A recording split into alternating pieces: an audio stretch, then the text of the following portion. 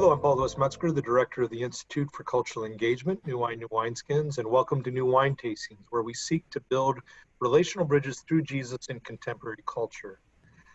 I can think of no more fitting avenue for engagement on this theme of building relational bridges through Jesus in contemporary culture than the current subject for today, and that is, I'm interviewing Professor Kristyn Kidney, who oversees the TESOL program at Multnomah University. We're going to define what TESOL is in a minute, but it's not TESOL, and I'm going to ask Kristyn, my colleague here, to explain why it's not TESOL, but TESOL. But TESOL, we're really dealing with the subject of teaching English to speakers of other languages. Teaching English to speakers of other languages. Now, Professor Kidney, why is it that we don't say TESOL, but we say TESOL? Yeah, so from a phonology perspective, the E in TESOL is for English, and so we give it the long E sound. So unless you're going to say English, then in which case you're free to say TESOL. But if you say English with a long E, go ahead and call it TESOL. Well, it helps us to remember, because I don't normally say English, but then again, you never know. It's America, it's a free country, so we can do what we want. So teaching English to speakers of other languages. And our focus today at New Wine, the title is related to language as power, barriers and bridges. And at New Wine, we're seeking to build relational bridges through Jesus in contemporary culture. So again, language is so much a part of our lives. It shapes everything about us. We can think about Jesus as the Word made flesh, and we're going to talk about that later. But it's so much a part of everyday existence and life and thought. And Professor Kidney is going to help us think through that all the more. So, Kristyn, let's start with answering this question. How is language power? Since we're dealing with language as power, both as barriers and bridges, how is it that language is power? Great question. So to answer that, I'm going to answer you with a question. How is it not? Think through for a moment a scenario where language is taken from you, where you have no language. You lose the ability to read, write, speak, and listen. Then what do you lose the power to do? And what do you lose the power to be? Just sit with that question for a moment. Think about that. If you had no language, what would you lose the power to do? And what would you lose the power to be? Understanding those two questions helps you begin to understand the power of language, the way that we use language in society to do basically everything we do, and to even understand ourselves, to navigate and negotiate our own identities is all done in this medium of language. It's how we relate to each other. It's how we get our sense of belonging. So to say, how is language power? You can think about what would its absence signify to you and to your life. We even have power systems that dictate what forms of language allow access into our power systems. And there are stereotypes and stigmas for sort of these non-standard language styles and variations.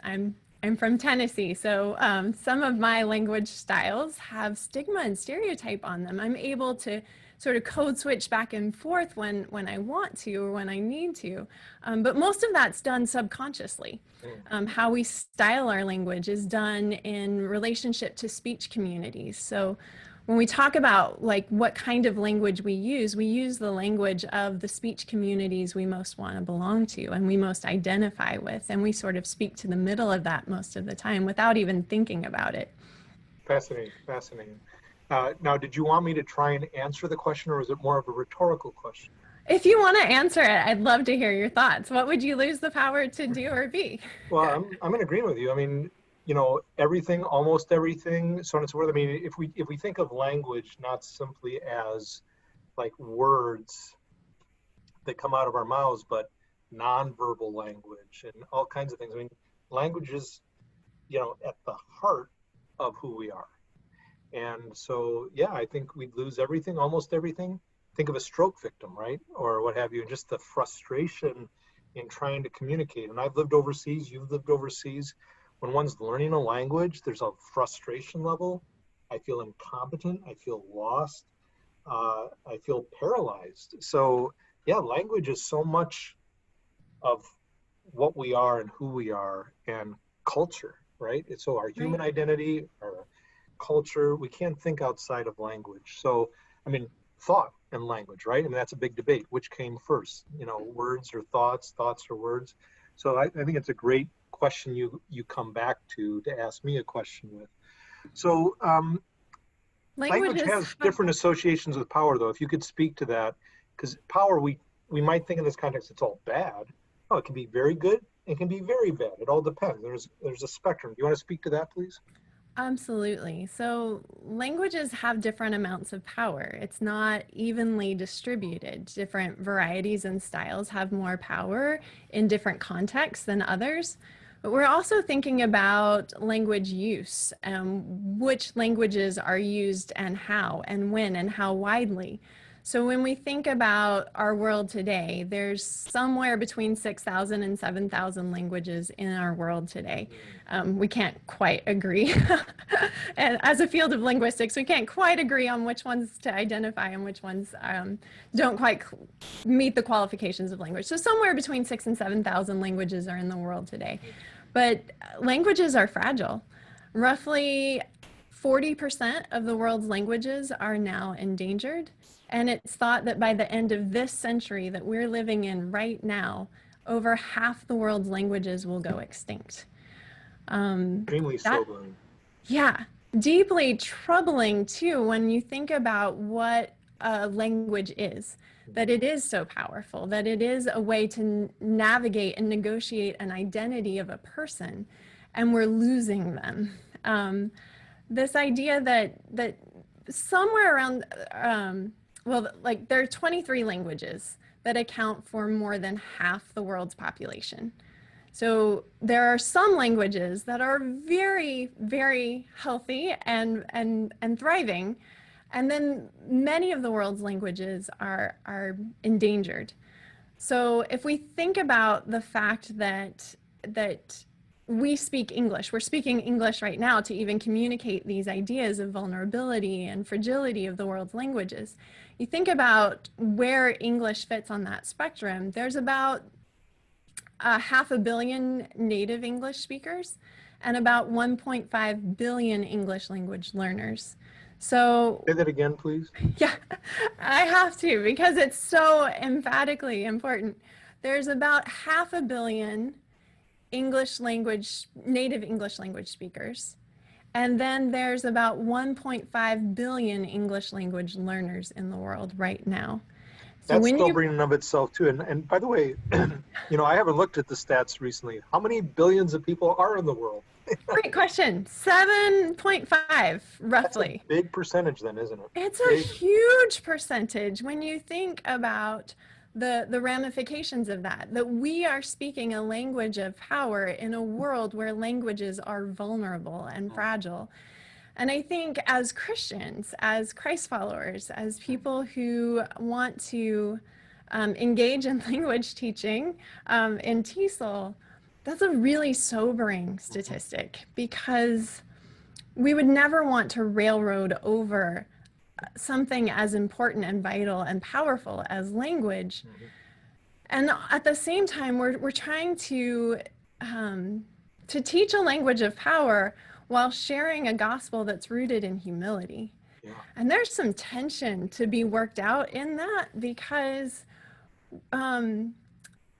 we can't roll back the tide of English's power. If I were today to quit teaching English, it would do nothing to stop the tide of 1.5 billion English language learners in the world. They would go on learning language without me. I can't stop it. It's too big. It's too heavy. And there are good reasons to learn English. In a lot of places, it's for survival because you're in an English medium society. There's access to globalization and mass communication, information. We'll talk in a minute about, even just knowing important, vital information about COVID-19. It would really help if you spoke one of those 23 languages that are doing all the publishing of information about this pandemic we're in. But when you think about how there's this great jazz song with the title, "It Ain't What You Do, It's the Way How You Do It."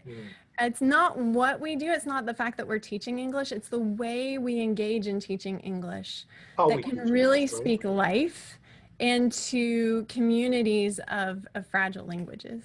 Yeah, so it's not simply what we do, but how we go about doing it, right? So Exactly. how we teach English is as important, maybe in some ways more important than what we're teaching when we teach English, right? So I mean, I think that's a key part of what you're saying. Absolutely. Because when we come to the question of why is it English? Of the 6,000 to 7,000 languages in the world today, why is English the one that everyone's learning? We don't have the most native speakers. That would be Chinese.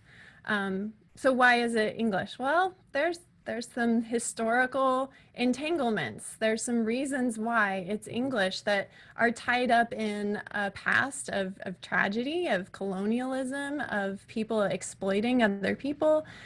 There's some mixed feelings about the West and why it's English out there. And I think as Christians, we need to come into the conversation, and as English teachers and as Westerners, we need to come into that conversation with our eyes open and with sensitivity and with careful consideration about the legacy of the West in places in the world where people now have to speak English. Yeah, that's really powerful, profound material that you're sharing. When I was out at the Overseas Ministry Studies Center in New Haven, Connecticut, before it moved to Princeton, that was a conversation that arose there in New Haven as we had mission leaders from across the world coming in. You know, how often is our research being done in the arena of English? So people who are not English speakers having to operate in this, and we don't think about those power dynamics that show up even with scholarship, with mission literature and theological literature and beyond. It plays there as well. And for myself as a theologian of culture, I need to think about that when I think about literacy. What kind of literacy, not just in terms of English and another language, but cultural literacy of being greater in sensitivity, humility, like you said, in light of the cross, in light of Christian faith. So many things come into play here. And English isn't even the easiest language, right, to learn. It's actually a really difficult language. It's like jazz almost, the way it's like you have to inhabit it in a certain way. There are other languages that have more systematic instruction to them that make greater sense to the non-English speaker, right? I mean, it's absolutely. I love using a sense of humor in the classroom because I think to learn English, you have to be able to laugh at it just a little bit. Because we'll practice and we'll process a rule together, and the very next class, I know I'm going to teach them 18 exceptions to it. Yeah, and I find myself sort of apologizing to my students on a regular basis, like, on behalf of the English language, let me just say, I'm so sorry. and that in of itself is hard to do because we're often told in America we never apologize, right? Oh, yeah. So, sorry, this is off script, but I just got to say this, Kristyn. You'll appreciate this as someone who's lived in Japan. But, you know, I've lived in England, I've lived in Japan, and of course I've lived in the States. And, you know, there was once I was talking to a professor in Britain, and I had congratulated him on a new post. And after we got done talking, I had known him for years, he said, well, it's good to see you anyway, or good to talk to you anyway. And in England, you would often hear this. Our vicar at our church, when he'd interview someone at church or have a conversation up front, he'd say, well, it was good to talk to you anyway. And it's always that at the end of the sentence, at the end of the conversation, anyway. I thought that's just the most interesting phrase. Well, it's good to talk to you anyway. It's almost like, well, thank you, but no thanks. And so in England, you know, they apologize for your existence. I'm putting this tongue in cheek, okay? Especially if you're an American.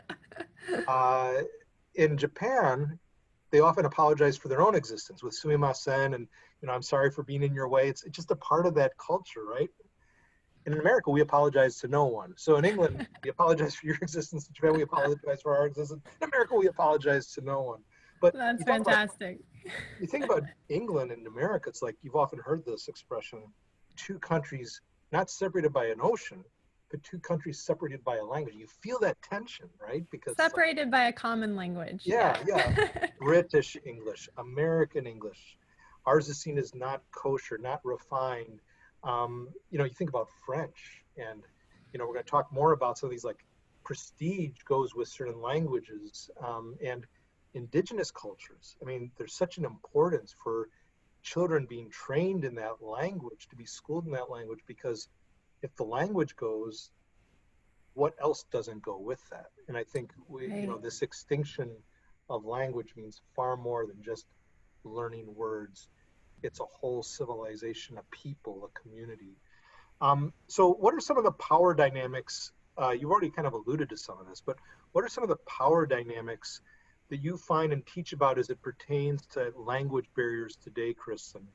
And I'm hoping that we can account for what's the news currently with COVID and Black Lives Matter, and what are some of the barriers that service in these domains when it comes to language, teaching of language, and learning a language? Yeah, so big news stories in this current season that we're in, right? With COVID-19, I think the way that it touches the TESOL field is in lots of different touch points. One is just I touched on this earlier, the process of getting information. I think all of us, even native English speakers, can look at the season we're in and think about how important getting good information is. Like it's highlighting, the season that we're in sort of highlights how important it is to be well informed, and the kinds of decisions you're making for your family, for yourself, for your safety, and for your health are all decisions that you want to base on really good information. And that information is coming to you in English, like a fire hydrant right now, right? But imagine if you are not a native English speaker and you're living in the US right now. Then it gets a little trickier if you're limited in understanding English, because a lot of the vocabulary we're using to disseminate this new information is new vocabulary to all of us.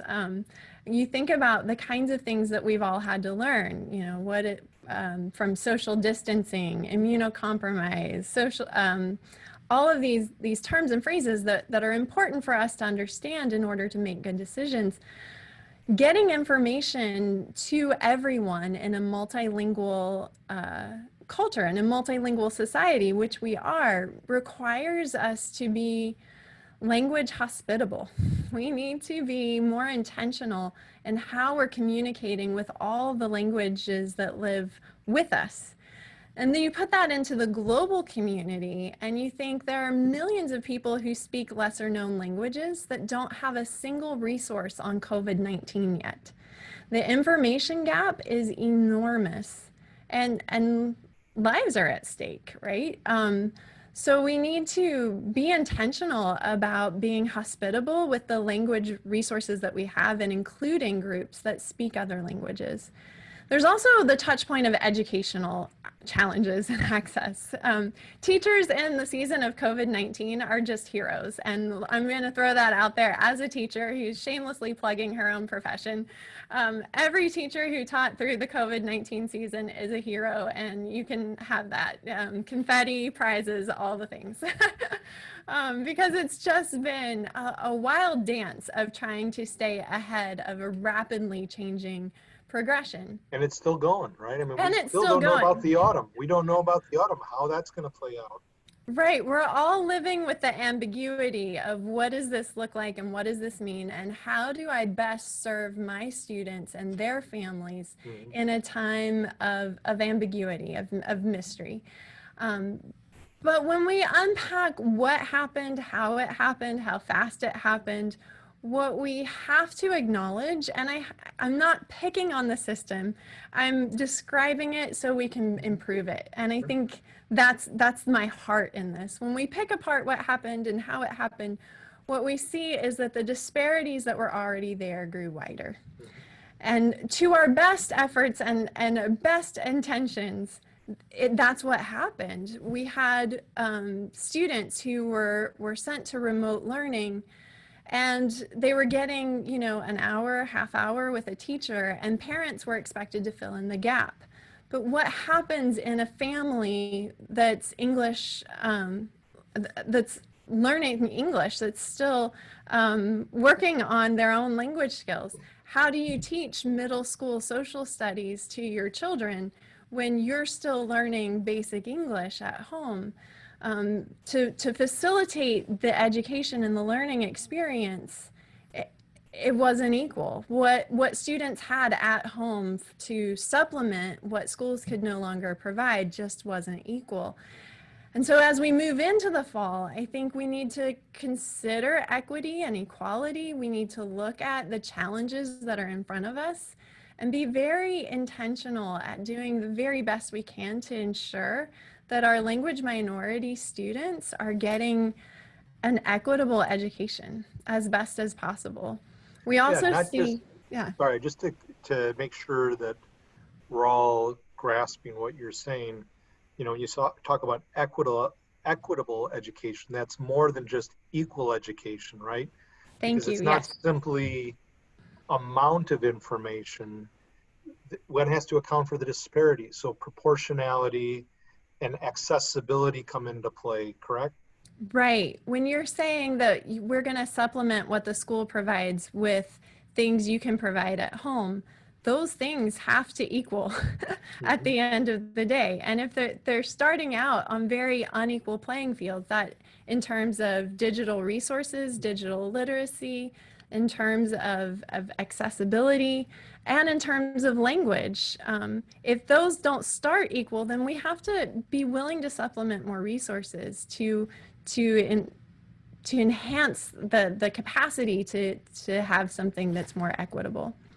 Yes, thank you. And it's just so much, right? I mean, as a teacher, I think if we're not remaining resilient, if we're not on the balls of our feet, so to speak, but sitting back on our heels, expecting students to come to us, you know, expecting education to fit us, we're not going to be able to do what you're saying. I mean, I think the kind of, you know, being proactive, not reactive, being, you know, humble to think through what am I missing? What am I missing? Because I mean, communication is so complex, right? I mean, I can use a word that makes perfect sense to me, but it's not just what I say. It's not even if it's just true. It's is it meaningful? And that's whether it's we're dealing with someone of another language or our own language, different age brackets. It's really difficult to teach. Requires hopefully a lot of humility, dependence on the spirit, openness to learn. I mean, that's what I'm hearing from you, and in between the lines, even of what you're saying. Could I just share a little anecdote, two anecdotes that I'm reminded of as you were sharing? Absolutely.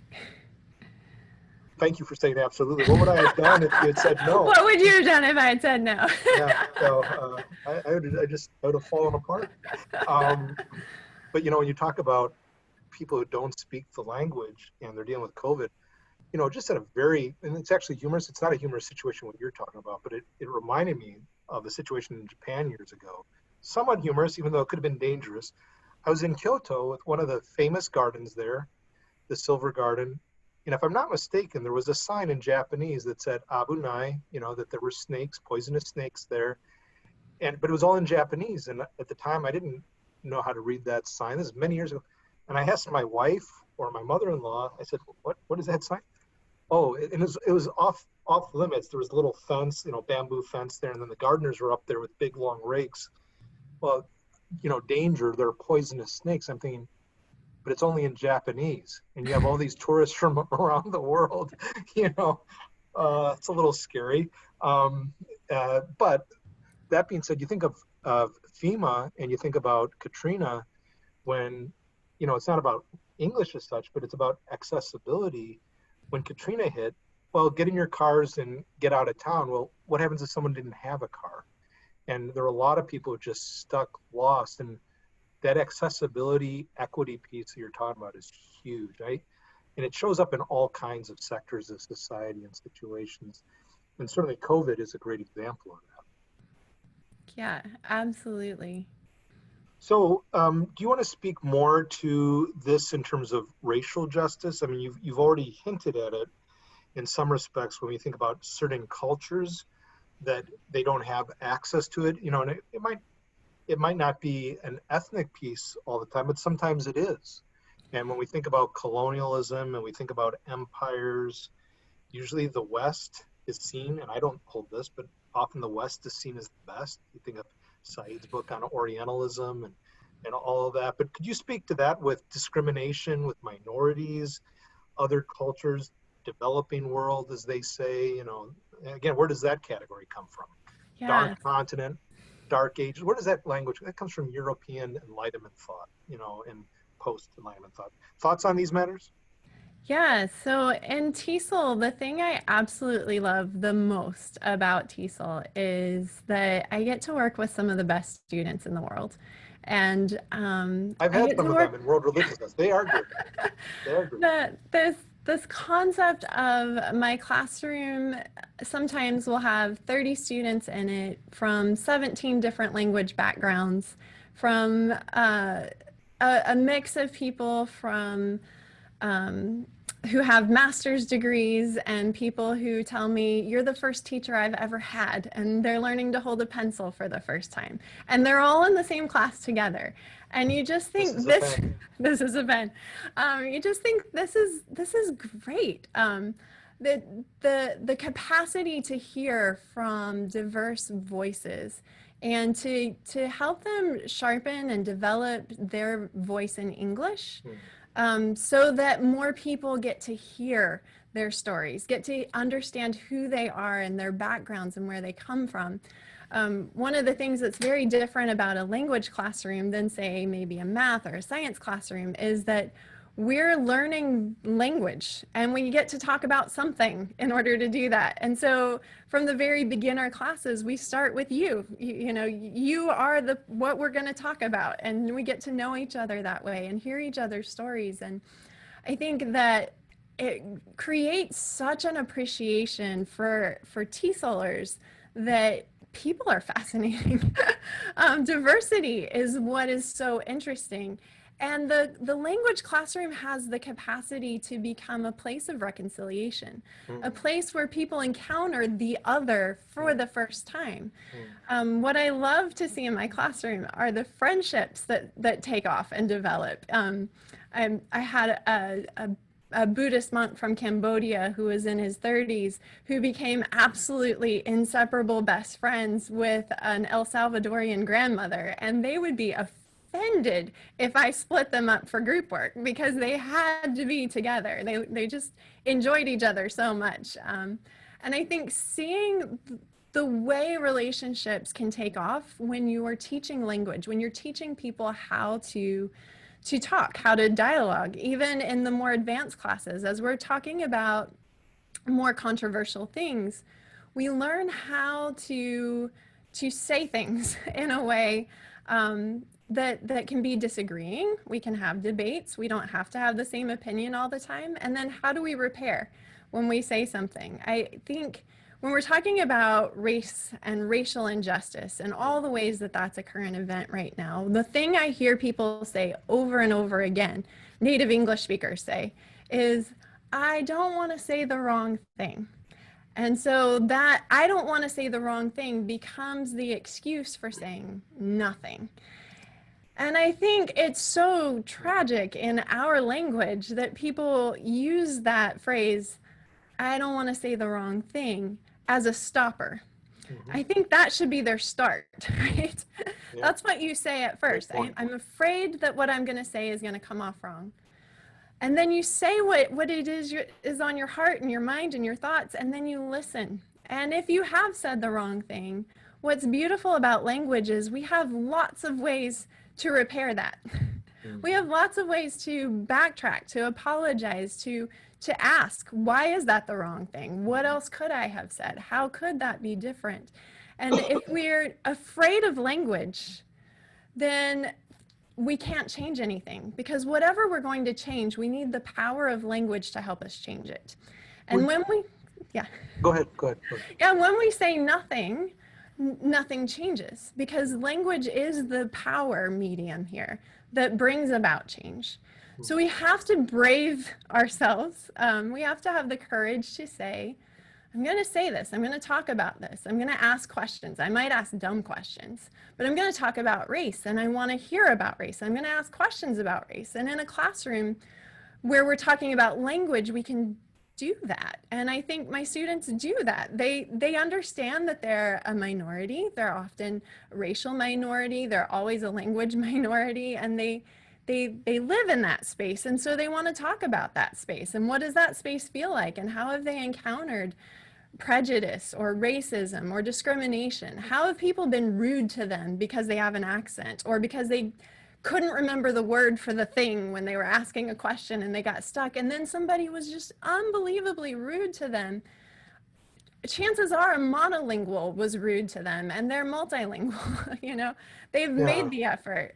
And so giving space in a language classroom to process these conversations, I find, can be a really healing encounter for students if it's done well, if it's facilitated well. And I think one of the things we try to do in our program, as we talk about cultural responsiveness and as we talk about discourse routines and teaching discourse routines, is how do you do that well? How do you facilitate a conversation? Just because you bring race up in a classroom doesn't mean you brought it up well. And so we try to talk about not just teaching, but about learning.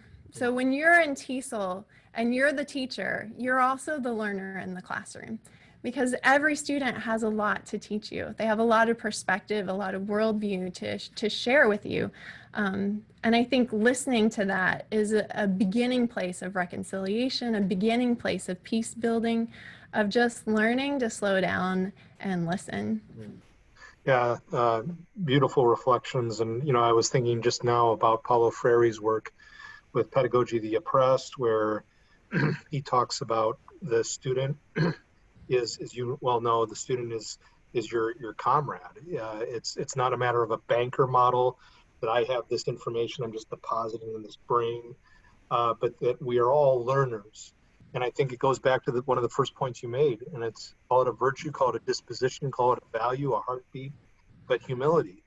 And I think if a classroom is not a space for safety, if it's not a safe space where we're all learners and we sense that somehow the only ones who can speak are the experts, education is really at a loss. It won't happen very often. Socrates is recorded as saying that he knew nothing.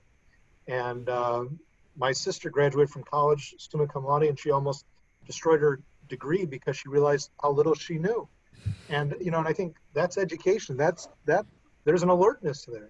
Yeah, absolutely. And I think too, in the classroom, there are so many great things to learn, because there's so many great people to learn from. Yeah. And when students are in the Masters of TESOL program here at Multnomah, one of the courses they take is called Culture, Language, and Instructional Practice. And it's sort of the study of the intersection of those three things. And in that course, they read a book called Learning from the Stranger. And it's all a biblical basis for how to learn from people, how to posture yourself well as a learner. Yeah, thinking of that, talk about Jesus with Luke 10, right? With what does he turn the attention of the scribe to? He turns his attention to a Samaritan. If you want to understand what it means to love God with all your heart and your neighbor as yourself, look no further than how the Samaritan cares for, no doubt, a dominant culture individual left for dead. And don't think this way and you will live, but do this and you will live. Jesus draws from those on the outside, the stranger, the alien, the orphan, the widow. I mean, those are what Scripture is drawing us to and drawing us from to help us understand what is needed. We must become like little children to enter the kingdom of heaven. I mean, education is about humility. If we're not humble when we start, that's bad. If we're not humble when we end, that's even worse.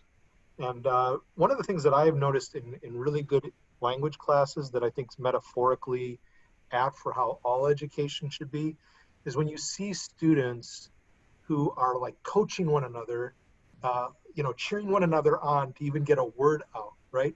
When it's not like, but really like, yeah, go for it, try.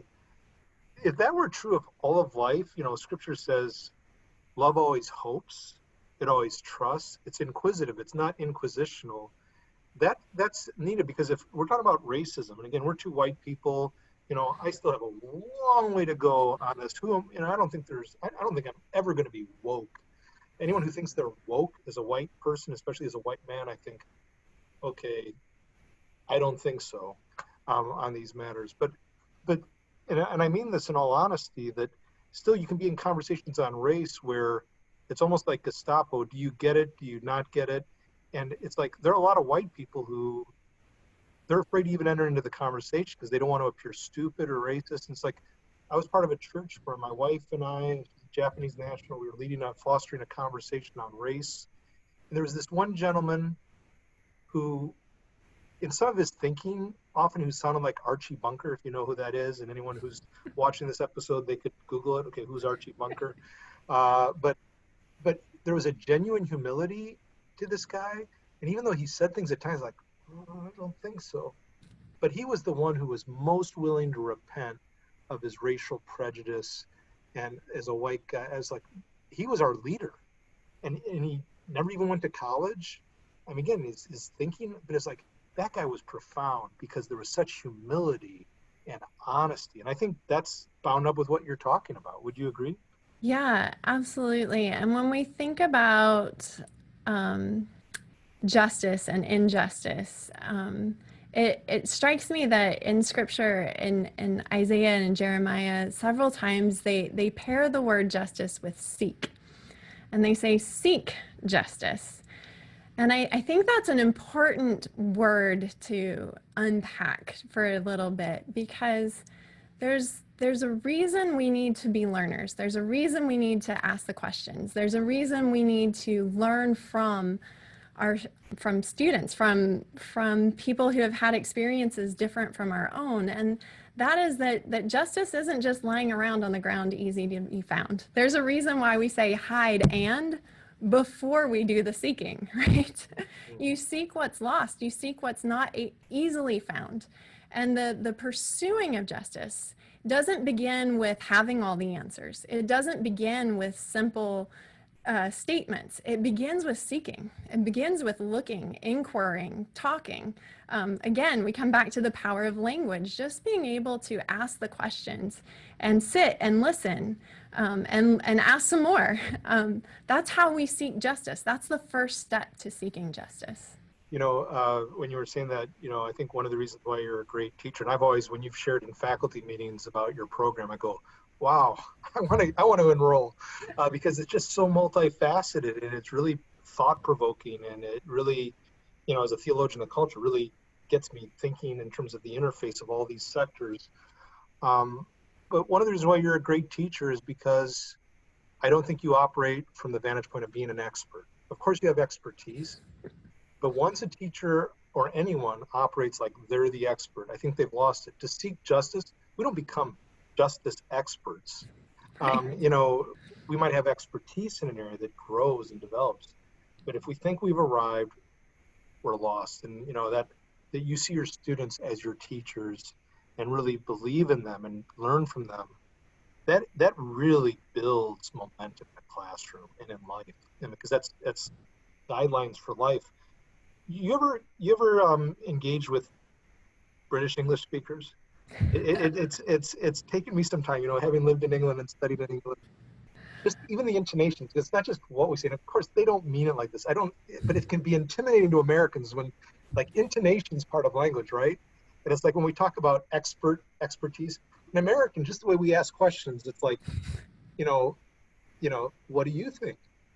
And they say, their intonation is how it's different, right? It kind of goes down.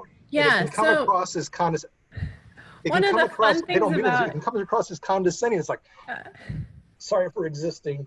So one of the fun things about tag questions, I think we use a lot of these tag questions like, you know what I mean, or you Yeah. think, or, there are different ways to land a tag question. You can either land it up, which means you really want to know, Yeah. like it's, you Really? say, it's raining, isn't it?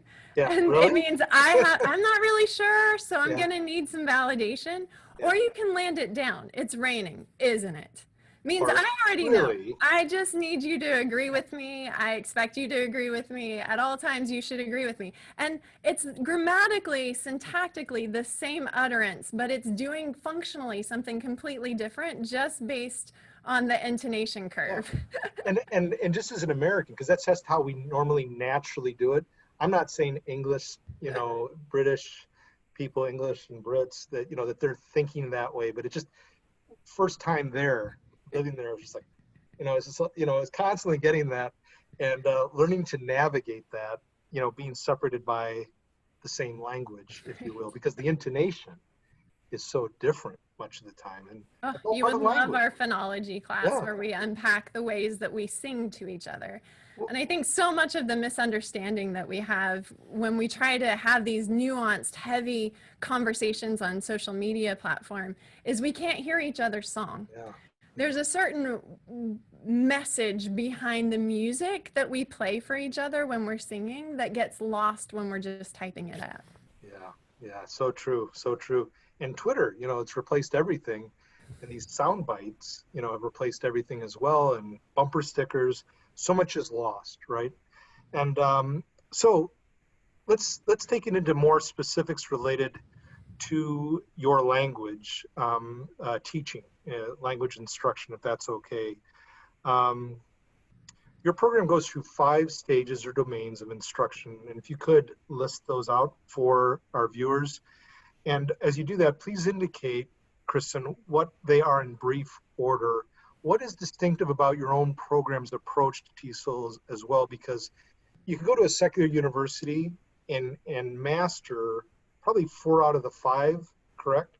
Of those categories, I suppose, but that 5th one is distinctive of what you're trying to do as a Christian professor, operating within a Christian perspective, way of life, worldview. But we need both, right? We need that expertise provided by the first 4, but also that which is provided by the 5th. Could you unpack that for us, please? Absolutely. So what I say about our TESOL programs at Multnomah is that they exist around these 5 threads, and we interweave these threads into every single course we teach. And certain courses focus more heavily on one thread or the other, but you're going to find all 5 threads in every single course. And those 5 threads include linguistic knowledge as a first one. So we have to learn about language.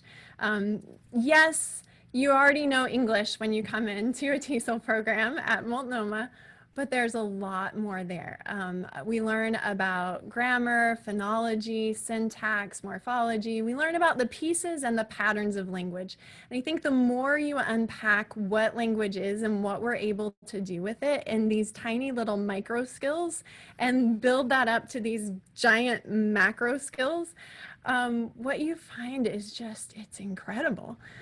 God has given us an amazing capacity to organize patterns and process them and communicate with them and draw close to people with sounds. And it's just a fascinating study of what are the pieces and patterns of language. The second thread is pedagogical skill, and that's just learning to teach it. So once you know what the patterns are, how do you teach that to somebody who maybe doesn't have any common language with you? Now, most of the time when you're teaching TESOL, you're teaching people that have at least a little bit of English or are very proficient in English. You can teach very advanced learners. Sometimes I'm teaching how to write research papers. But I'm also love teaching newcomers, and I love having the student who comes into my class with deer in headlights look on their face thinking, I don't think you can teach me because we don't speak the same language. And to have them leave class on the first night going, oh my gosh, I understood everything she said and I can't believe it. Maybe not everything, that's a high bar, but I at least learned language from her.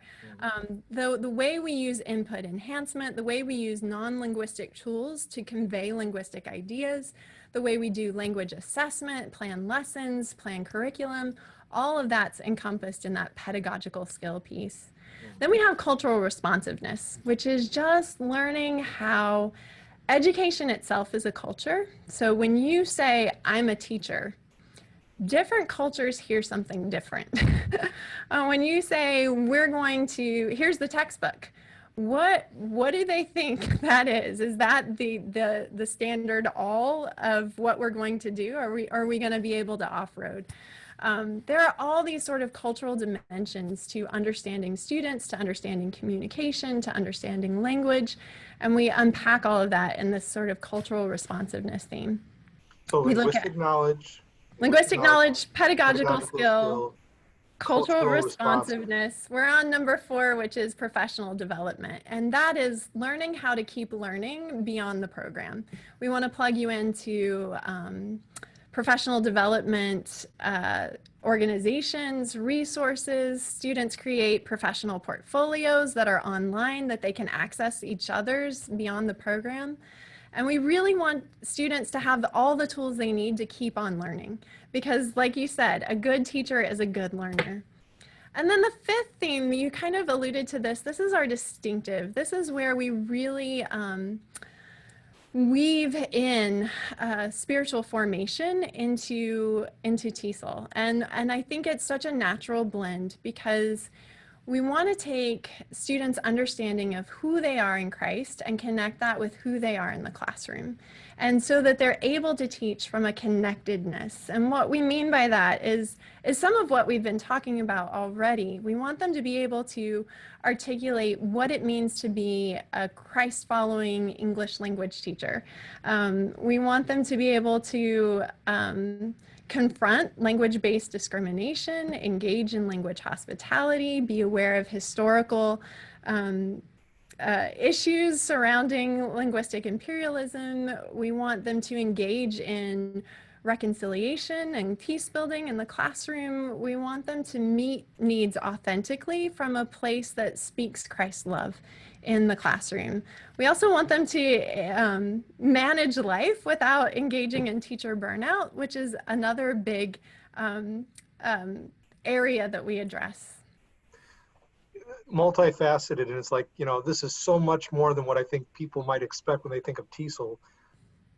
This is a pen, right? Where was this made? Oh, it was made in the US of A, or it was made in China, or what does that convey? And you know what's so funny is that so many Japanese textbooks, one of the first things they teach you is this is a pen. And I've never used that sentence. Pens are sort of obvious. I've never had to explain to somebody who could see what I was holding what that is. Like, that's a pretty obvious thing. But I think it goes into how do we look at our learners as something more, something three-dimensional. There's this great anecdote of what if an alien from space used a telescope to look at Earth and all he could see was a language textbook? What would he know about humanity? And it's sort of like, well, we go to restaurants, we go grocery shopping, we name objects. Like it's so one dimensional, right? Yeah, we could almost be like robots, right? I mean, at least non-feeling robots, because often we don't talk about those deeper emotional states with a lot of those, at least basic books, right? We don't talk about, might say, I feel sad or what, but I mean, not really getting into the depth of emotion. And there's this myth that you need this massive vocabulary and you must be, so proficient in language in order to have those conversations. And I found that simply not true. You just need the right material. You just need the right input enhancement. So, for example, one of the things I've done in my classroom is I'll print out photos from current events and just hang them around the room like an art gallery. And I'll have students kind of gravitate toward pictures that they are interested in and have conversation around them. Now I'll give them sentence frames because they are beginners, like level 1 students do this. So here's a sentence frame for you to talk about the pictures that are on the wall. And so we were working on present continuous tense And I had level 1 students go around the room, and I had questions on all the pictures. And there's this beautiful picture of, I think, Pakistani girls who were sitting on a wooden bench, barefoot, with books on their laps. And they were huddled together, reading, and it's this beautiful, sweet picture of literacy. And the question was, the word I had on there was hope or learn. And they needed to make a question using present continuous tense with hope or learn. And so they made the question, what are the girls hoping? What are the girls learning? And then they tried to answer it. And a level 1 student, for her answer to the question she wrote was, they are hoping new life. How much richer is that than this is a pen? Because she's expressing to me her ideas about what does it mean to be educated? What does it mean to learn? This is a whole new life for these girls who are learning literacy. And I thought it was such a beautiful answer. And it's captivating, and it's in a level 1 student. Well, they're getting at their deep values, their affections, their values, their fears. So it's like aspirations. I mean, I wish the viewers could, and I encourage them to come to school or interact with you and find out more about the program. Whether you're going into TESOL or not, there's a lot you learn about life, cultural engagement, how to be a pastor. I mean, in my world religions class, I have some of the students in TESOL part of that, and they're often really focused in on the matters of power dynamics, colonialism, because that shapes religion and engagement with other religions. Worldview is often a power structure, and TESOL students are often extremely alert to that. And I'd like to see some of those in context of professional ministry be more alert, more aware of those things, and to have them together in classes to learn and partner together. It's phenomenal. I benefit greatly from them being in the class, that world religions class, but in addition, when I come down the staircase after a long day of work on a certain evening, I'll see Kristyn and her colleagues with students from other countries coming in for an evening class, for their aspirations, their hopes, their fears, for their au pairs. They may be doctors, they may be a Buddhist priest, a mother from Guatemala, or grandmother from Guatemala. I mean, and just, it's awesome to see them being in the classrooms and to interact and going through this. So you can participate in this, and it helps with life, not just TESOL. I mean, TESOL is about life, and it's about life's values and how to engage better. And tell us about some of your certificates, your program, and even this community opportunity for people, as I was just alluding to a minute ago. Yeah, so there are lots of ways to engage in TESOL at Multnomah. We do offer 2 certificate programs. One is just a 1-course certificate, and then we have a 6-course certificate. We also have undergraduate degree, you can get your BA majoring in TESOL or minoring in TESOL. And we have 2 master's programs. We have a master's program track that's 2 years for those who have not studied TESOL or linguistics previously. And then we have one that's 2 years, well, more like a year and a half, as most students do it. That's for those who have already had a major or minor in TESOL or linguistics to get a master's. We also have, I think the best part of our whole program is what you alluded to, our Wednesday night free community English classes. And we offer free classes to the community. Anybody who wants to come and learn and practice English with us is welcome. We offer 4 different level classes: beginner, intermediate, and advanced. And in the past 10 years, we've served over 1,000 students in our community with these courses. Over 1,000. From over 70 different language backgrounds too. So you can think about how diverse our community is linguistically when you realize that just our program alone has seen over 70 different language backgrounds. Well done. And that is just exciting. And talk about being missional, talk about being human. It's like, just to open our door and to engage people. And that's phenomenal. You had talked about language becoming 3D, right? 3-dimensional. You talked about what would it be like for an alien if they had a language textbook from the US or the world, some part of the world, and they're trying to figure out what the world's like or what America's like from that textbook. What would they see? And I started thinking about the incarnation, because God comes from, I don't know if you want to say outer space, but God comes to earth.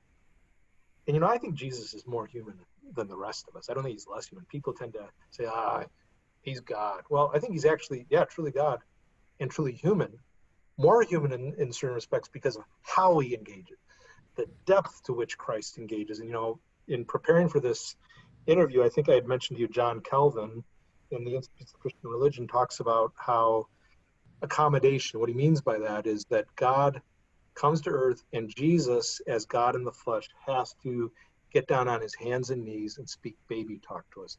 He speaks with a lisp to accommodate.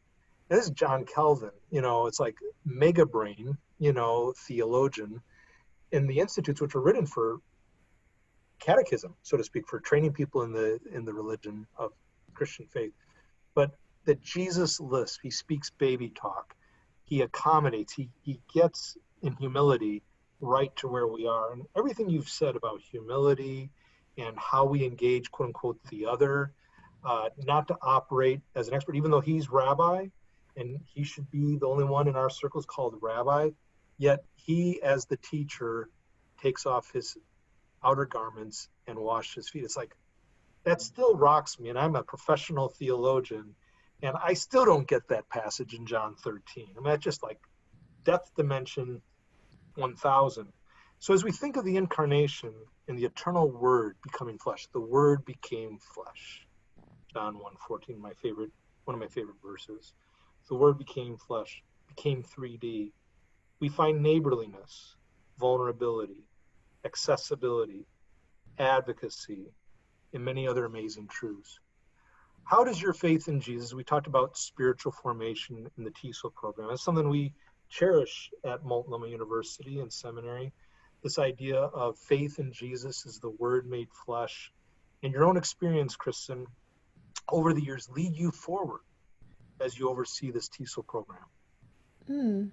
That's a beautiful passage and a beautiful question.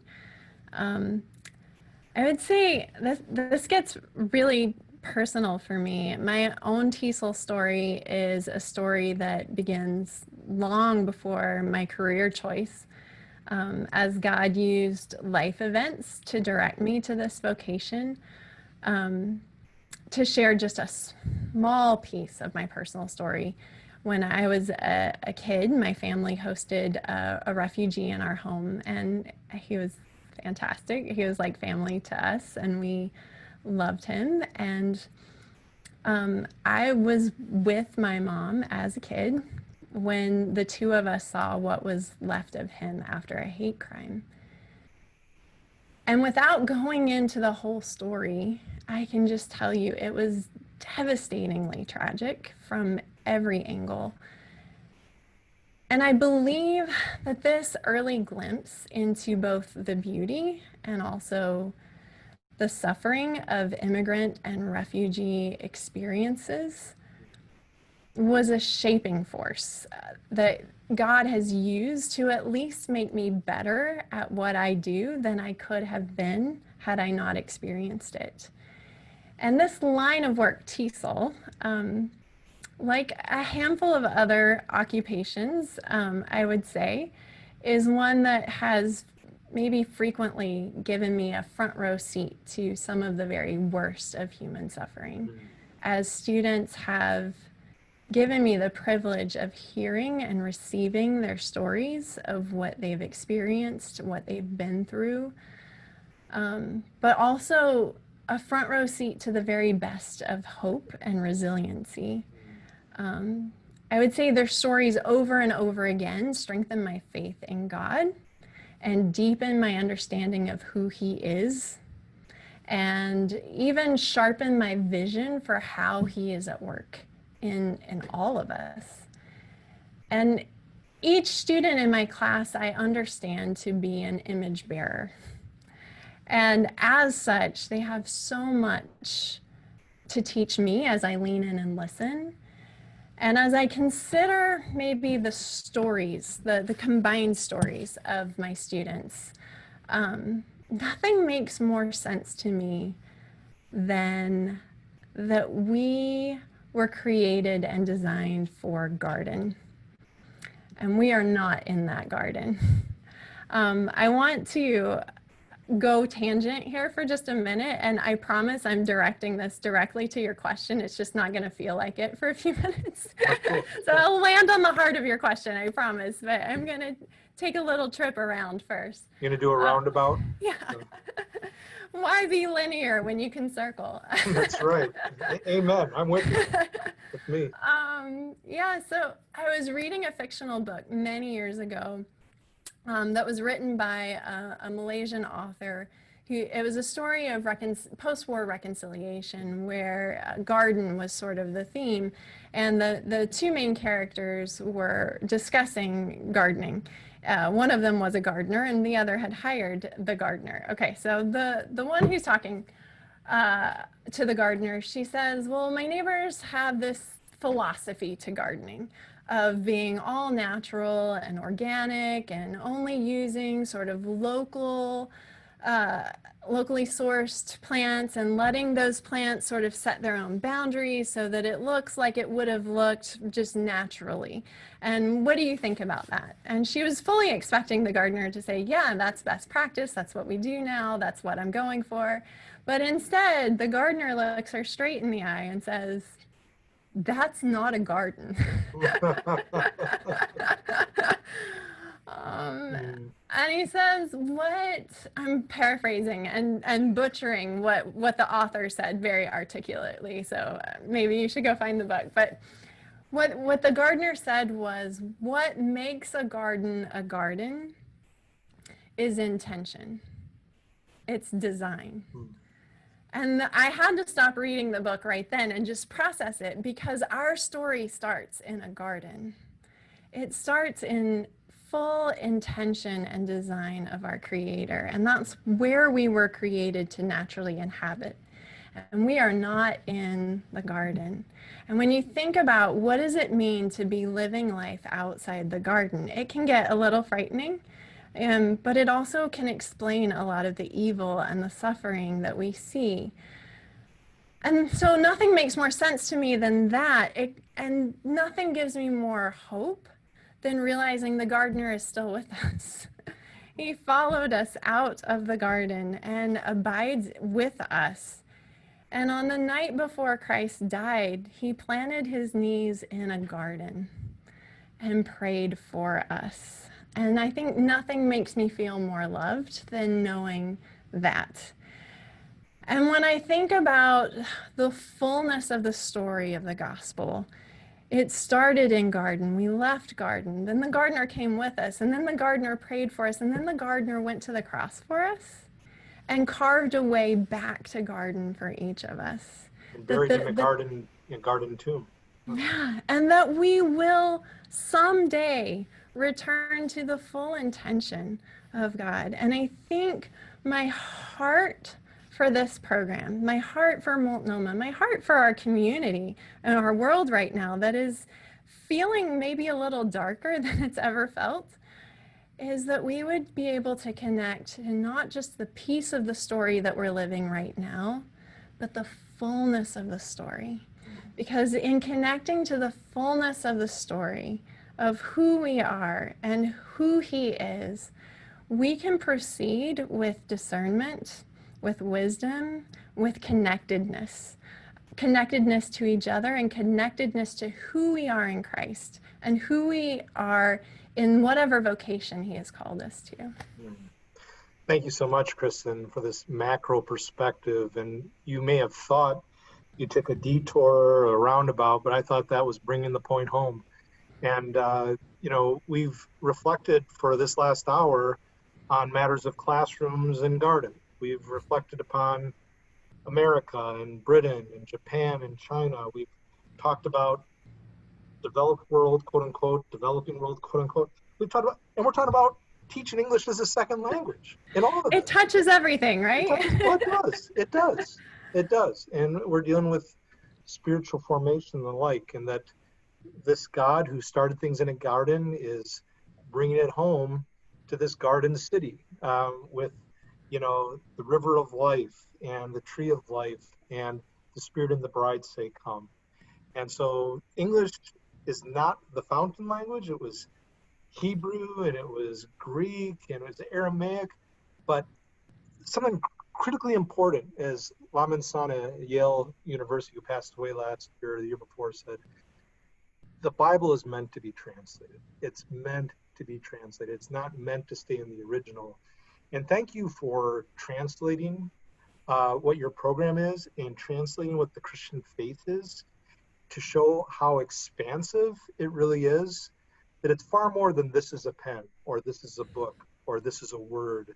It's all of life. So Professor Kristyn Kidney, thank you very much. I encourage people to find out more about the TESOL program at Multnomah University. You can go to the website and find out about Professor Kidney and about the program.